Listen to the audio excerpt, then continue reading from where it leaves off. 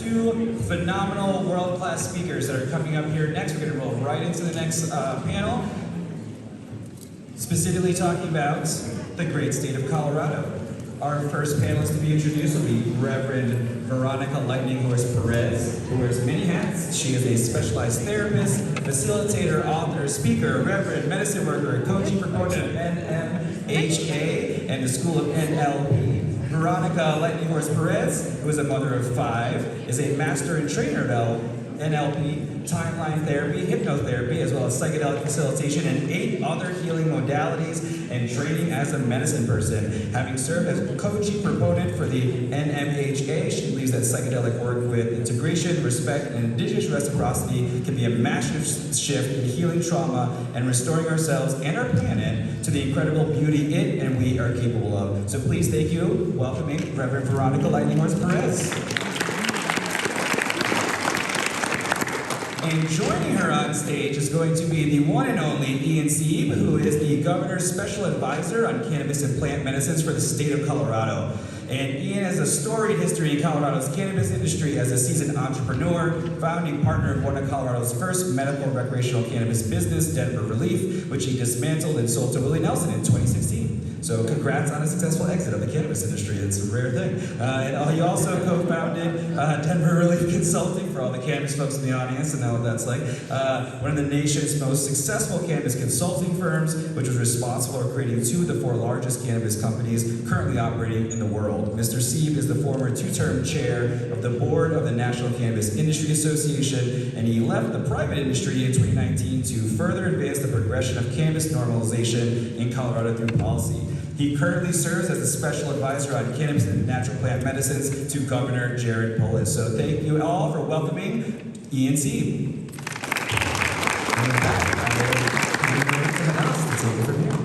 Thanks, Jason.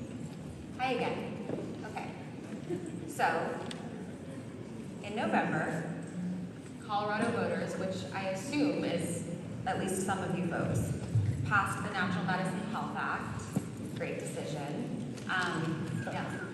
Which establishes something that's actually quite similar to what we just heard about in Oregon at the high level, right? So supported services for adults regulated at the state level, as well as something that's a little bit different, a personal use component for a number of natural plant medicines that we'll get into in more detail soon.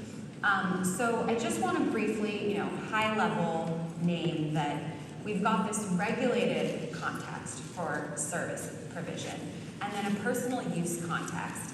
And what I think is really profound about this and what I hope you'll talk more about is that I think that what the law is suggesting is something like acknowledging that there are external healers, and that's one paradigm.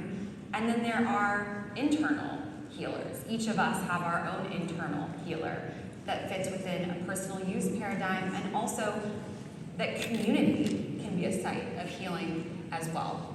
So I think that's really exciting and really innovative, and without further ado, I would love to hear from each of you more about what, beyond the illustrious bios, which you both have, what brought you to this work and to this moment? For me, I wanted to live. I had complex PTSD. My body was breaking down. They gave me till 36. And with 5 kids, that really wasn't going to work for me. So if I was going to be here, I had to find a better way of being here, because in and out of the hospital consistently, not being with the kids that I wanted to be with, it wasn't going to work. So I had to engage in my own healing journey. That's where all the modalities I learned came from. So I'd go have a modality, I'd learn it, it would do amazing for me, and I'd want to bring it to other people. So when I sat with medicine for the first time and experienced that personally, and the breakthrough even at a physical level I was able to have, this was something that people should not be going to jail for trying to heal. And when I had the opportunity, literally shoved in my face, to serve in this way, I couldn't not serve. So I stepped up and standing here, actually standing at the top of the stairs, and looking at what has come of, I'm just linking this chain. This is incredible, absolutely incredible. Each and every one of you here from all over the world is validating and recognizing something that we have been using throughout indigenous history. All of us are indigenous for a very long time, and we're coming back to this, and we're growing and we're healing because of it. So thank you all for showing up.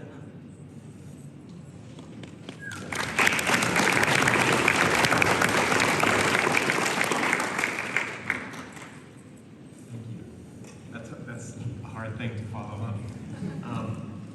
I found myself, I'm a government employee and a state official, but that's not how I found myself getting involved. How I found myself getting involved previously was as somebody who became a patient in the medical cannabis regime in Colorado prior to medical regulations, and as a result of being a patient, I recognized that I wanted to help other people in a similar situation not go through typical Western medicine, and so became a caregiver. This was before there were regulations in Colorado for medical, before we had an adult use system, and so I found myself starting in that area as somebody who could help somebody get access to a doctor to become a medical patient before there was that model.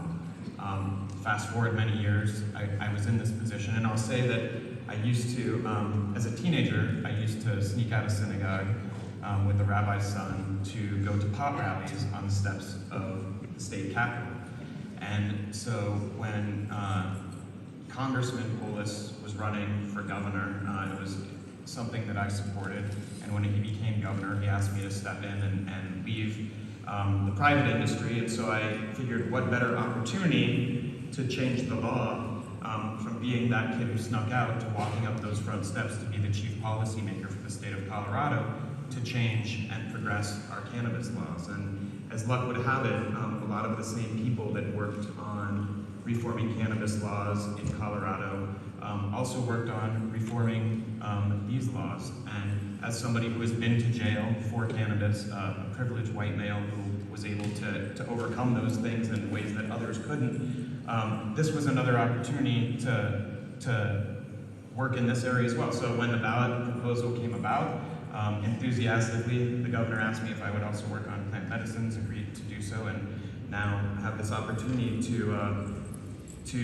implement with fidelity what the voters of Colorado very clearly voted on, as the governor spoke about this morning. And so now we are obligated to do so, and we're moving forward to create what is this dual use, and something that we'll speak, I think, further about, but the difference with a regulated model as well as a personal use model.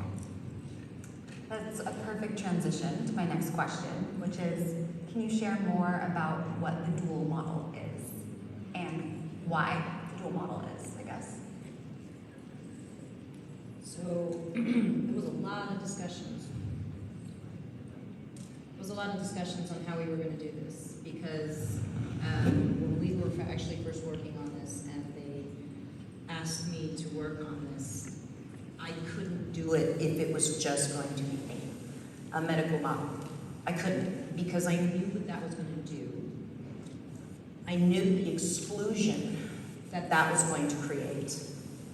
And that is not okay. This is a plant, it's fungus, that grows everywhere except for 2 continents, the top and the bottom of the planet. we have to make this accessible. And in my line of work, we have to meet everyone where they are. If you're not meeting someone where they are, how are you able to help them? You're basically telling them that they're wrong, they're not good enough, their belief systems aren't accurate. And that's not okay. We don't like that. We like choice. We're humans. We love choice. We need choice. So this model was created to be able to bring as much accessibility and as much choice for as many people as possible. For those that want the white coat, that want the regulations, that want the licenses, that feel safe in that model, they should absolutely be able to have that. And the legacy holders and the wisdom keepers, people who have been harmed by the medical system, they need to be able to have access too. They need to be able to do this in the way that they have always done it and be able to provide it in a way that they have always done it. Not to mention the people that have put themselves, their lives and their freedom on the line to be able to help people heal in the underground. There is a deep respect for this medicine that I hold, and a deep respect that I have for the humans that are willing to do what it takes to create the change that they know needs to happen for themselves, for their communities, and for the world. And the best way we could see as we were drafting this language to be able to do that was to make sure that no matter how it is that you need to come before the medicine, you have a path, and you don't need to be afraid to walk it.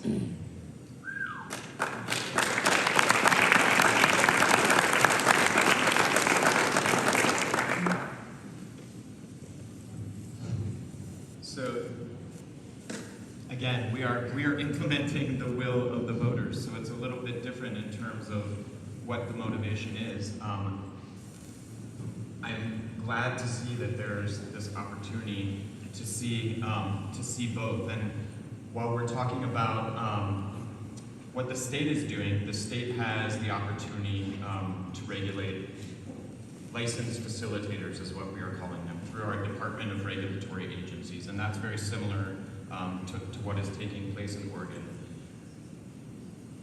Because this whole other piece of the regulations, and because of what the ballot proposal and because of what the voters voted on suggests with personal use, that is, there is no organization or entity that will license the unlicensed, that will license those who are working on religious and spiritual and community-based healing. What we are focused on as it relates to personal use is preventing trafficking, and to not allow those who are choosing to go that license route to distribute on a commercial basis these medicines. If you want to purchase and you want to have that experience where you are working with the facilitator, well, you're going in and you're making that purchase there. If you want to engage in spiritual use, or you want to engage in religious use, and that is a part of your practice, well, that is the area and the place in which you can participate in a non-commercialized version of doing the practice that one has done for a long time. But our main concern there is, again, in relation to trafficking, and we need to be very careful. There's a federal protection for those that are engaged in the sale of cannabis, a Cole memo. And it says very specifically that those who are engaged, those who are in unambiguous compliance with state law, will not be a target of federal prosecution. That same protection in the Cole memo, there is no Cole memo for natural plant medicines currently. There is no federal protection. There is no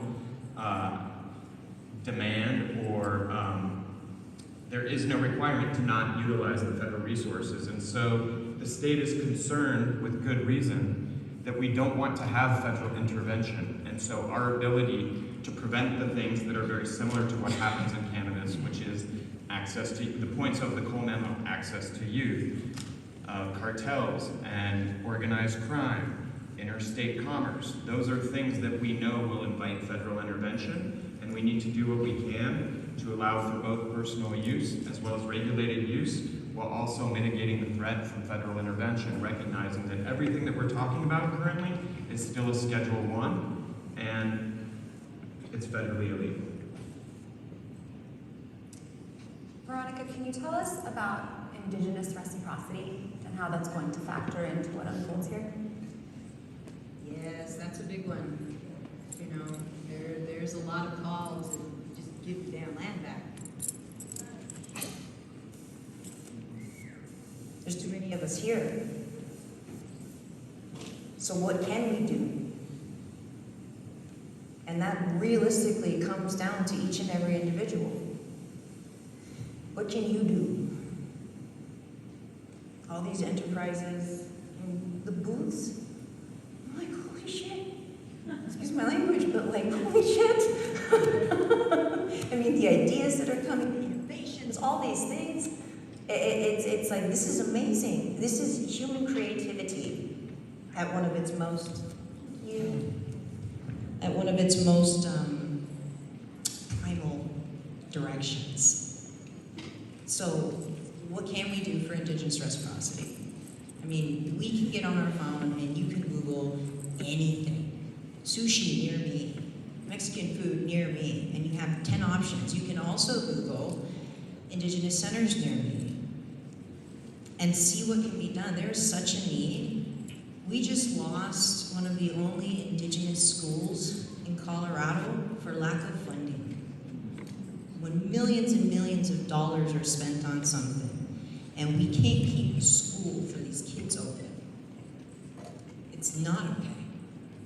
We can do better, but we can do better only if people answer the call and say, hey, you know what, there's some history here that is very uncomfortable. We don't really necessarily like to talk about it, but it is our history. And let's not look at what we can't do and this big giant problem. Let's look at what we can do, because there's a lot that we can do. There are a lot of really good organizations that just need a little bit of funding. And the amount of funding that's coming in, it's a lot of funding, guys. It's a lot of funding, and a little bit, 25 cents on $10 goes a really long way when people are hurting. So, what you can do, please do, and do out of hope and nothing else. Thank you. So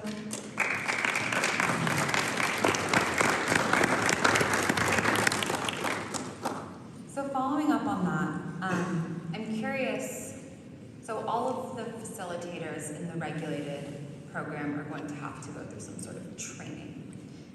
I wonder, do you think that non-Indigenous people ought to be able to be trained in Indigenous ways? And then I think my second question there, which is, I will try not to frame it in an offensive way to anyone.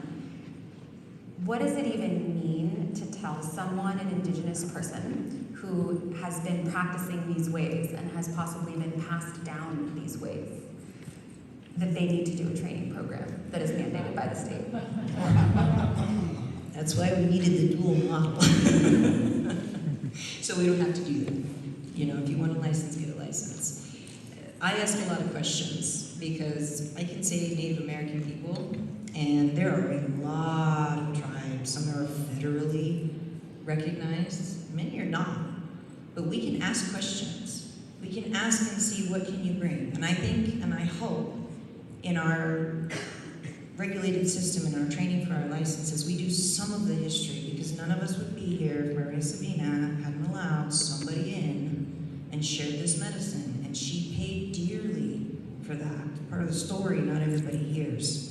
She paid very dearly for that. And I thank her a lot, because that sacrifice has helped a lot of people. It has helped a lot of people. But we can ask. We really need to ask. Some of the elders are more than willing and are so grateful for people to just come and ask. Yes, please, let me share this because our culture is dying. Please, let me share this. Some of them not so much. But if you don't ask, then you don't know. And when we don't ask, the answer is always no. So, ask.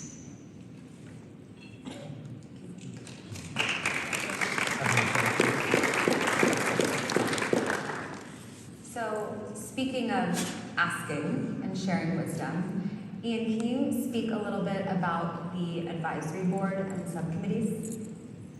Yes, I can. And before I even get into the breakdown, one of the things that I want to mention just in response to what you were just saying, Veronica, is that there is, I think, an ability to, with what we're doing with the advisory board, I know, for example, Clarissa Nicola Estes trained under Maria Sabina, and there has been a very proactive intent to to include those that may have wanted to participate or not wanted to participate in the ballot measure. You know, to suggest to somebody that is an indigenous person who's been doing this for a long period of time that they have to register, like they don't even recognize what it is that we're doing or even recognize the existence of what we're trying to create. So it's never going to happen in terms of the regulation to be regulated by the Department of Regulatory Affairs, and so to participate in those non-traditional ways.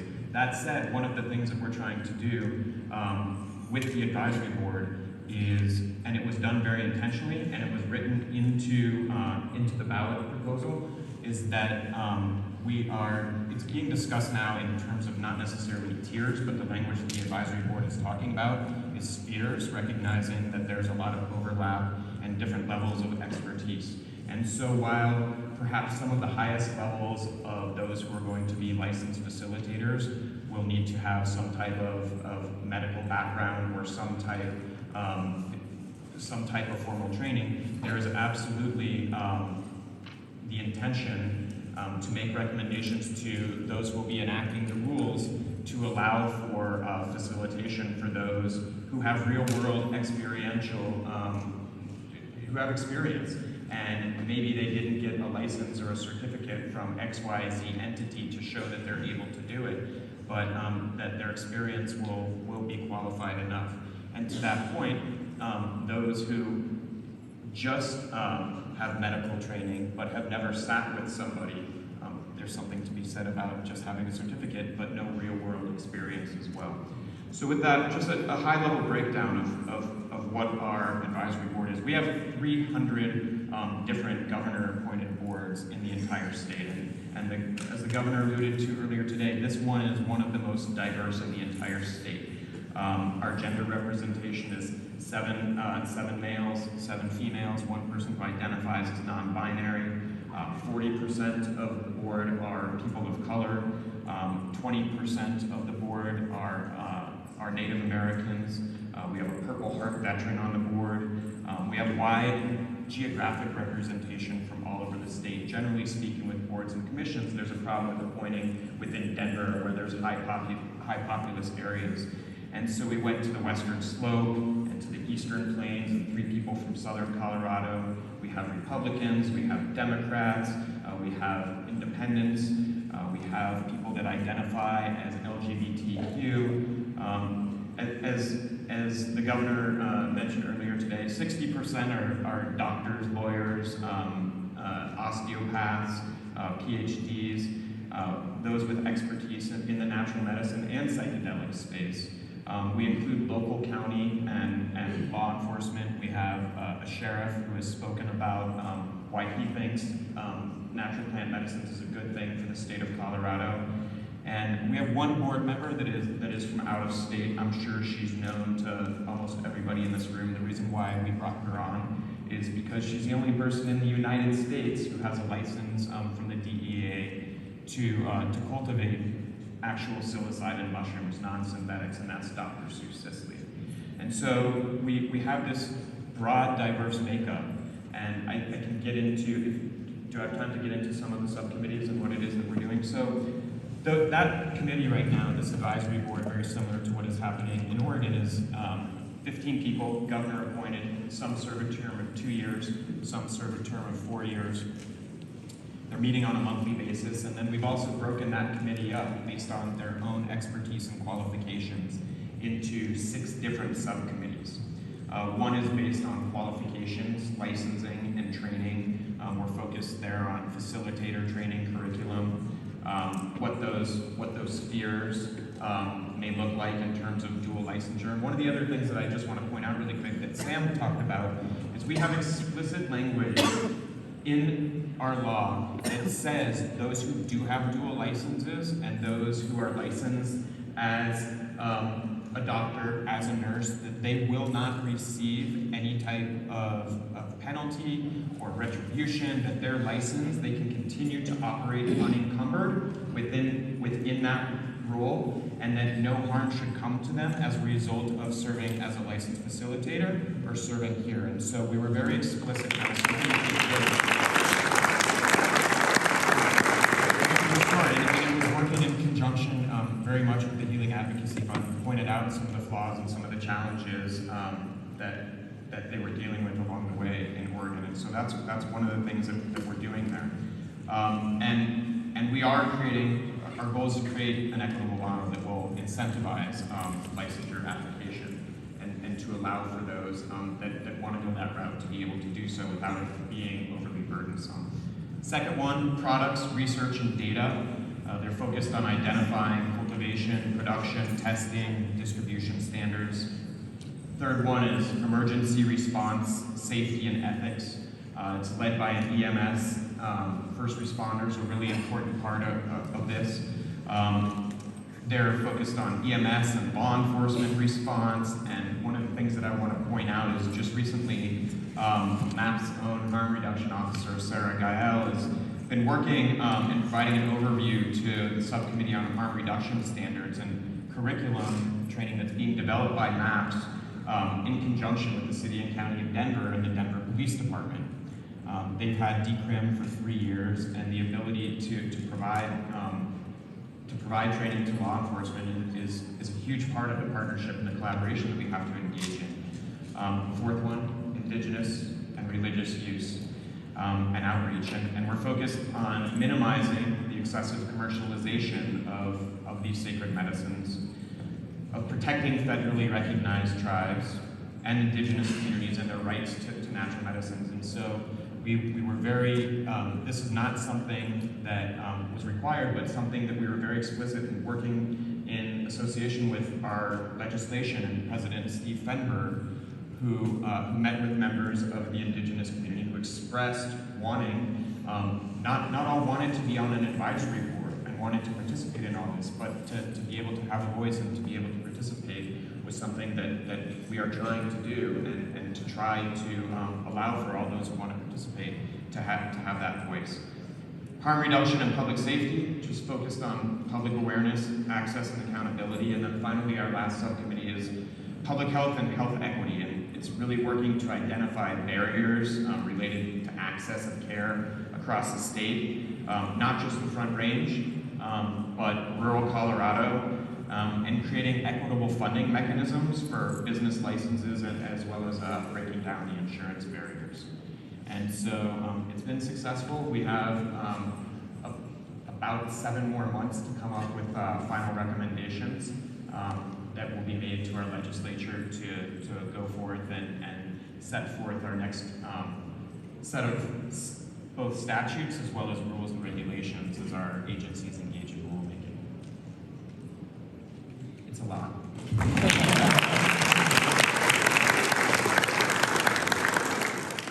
So I feel like I have 1,000 more questions we'll never get to. So I want to give each of you the opportunity to end the way we ended the last one about Oregon.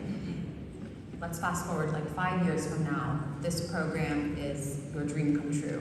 What does it look like? I think maybe the picture I painted earlier, where we have a functioning regulated model, where we have the licenses, we've got scholarships for the licenses, it's equitable, we have programs within the healing centers and possibly even government-funded healing centers to make sure that anybody who wants access can have access, that the personal use site is supported, that there are places for them to go. I mean, talking about even making sure that there are harm reduction services as far as, actually I don't want to give that idea because somebody might want to keep that idea to themselves. So, I see Colorado being so much healthier. When we went into this, we found out that Colorado was ridiculously high on the access to mental health. Like when we say mental health crisis, like Colorado is legitimately in a mental health crisis. And with the medicine working the way that it does, and people who want access, being able to get access easily and possibly freely, growing their own medicine and being supported in growing their own medicine. Can you imagine what this state would become and how we would be able to work together and what we could make of it? work together in an incredible way. Like, damn, guys, possibilities. So I'm up for it. Hope you are.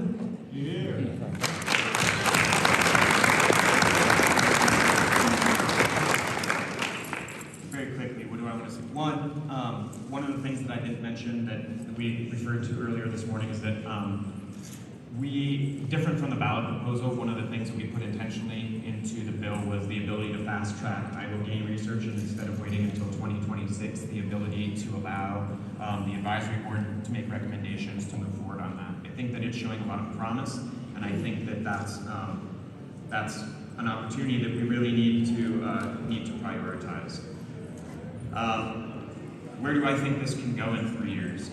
I want to say, I want to call somebody out in the room who's a mentor of mine who has led me on for the past several years, and that's Ethan Nailman, former executive director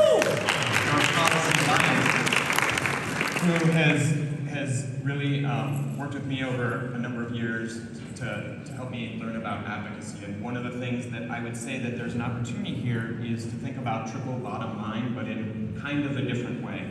And one of the things that we need to think about is, as you just referred to, is the ability to improve mental health output, mental health for all of Colorado, and not only all of Colorado, but for anybody who wants to come here and wants to engage in this. Two, I think that there is an opportunity for business and for those who recognize that it's triple bottom line, and that there is a business opportunity here for those who want to engage in bringing something that hasn't been available to a lot of people for a long time. And three, I think it's workforce development and teaching people. It's one thing to teach somebody how to fish. It's another thing, or it's one thing, I just totally screwed that up. You know what I mean? Not giving them fish, but teaching them how to fish, and the ability for us to be able to train an entire workforce of people that can go out and help other people have improved outcomes to further that triple bottom line. And if you will pay it forward, I think that that's a tremendous opportunity and something that I look forward to seeing in Colorado.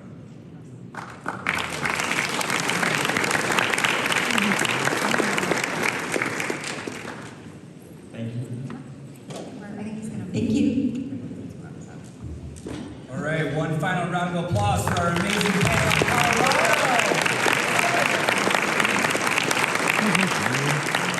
I think y'all are some of the luckiest folks in the country that you have these fantastic leaders moving everything forward. So we're going to take a quick break for about 30 minutes. The next panel will come back on about 5:15. That will be the law enforcement and psychedelics panel. So I strongly